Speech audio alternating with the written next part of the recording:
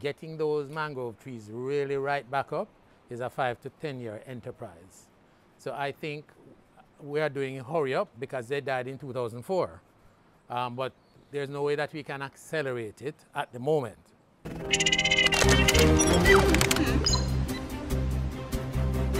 So this area is a peak bay mangrove forest, or at least what is left of it. This is one of the sites where you see where poor hydrological flows is definitely contributing to the die-off. This is a death of 1,000 cuts. So after years and years of different negative impacts on the mangrove, I think in 2004, when we had Hurricanes Ivan, the area could not recover after that. So for the last 20 years, what you're seeing is a continuous die-off and degradation of this area until it ends up looking like this.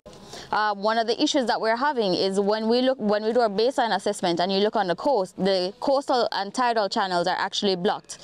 So there's no tidal flushing taking place to stabilize the salinity in the area. It can come back. Oh. A big part of this project is applying the lessons learned and best practices that we see globally to fix this project. So at the top of Peak Bay and at the bottom of Peak Bay, there are two channels that were always open that allowed the sea to come in and go out.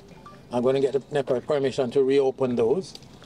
Jamalco, this major corporate partner, is also supplying fresh water that has met NEPA standards, and we'll be introducing it in this area here in a phasic way. Recently we've been having rains, and what this means is that because the back end to the sea is blocked up, it can't find its way out, therefore it's drowning the mangrove. So the idea is that when we restore the hydrology in the area, we have mature trees on the peripheries. So the idea is that they will be propagating the area with their seedlings.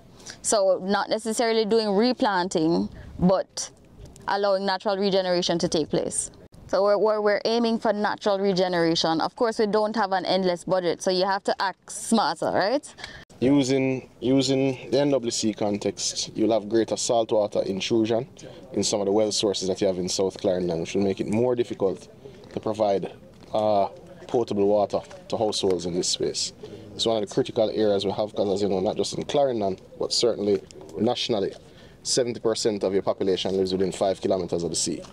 So losing shoreline is a calamity.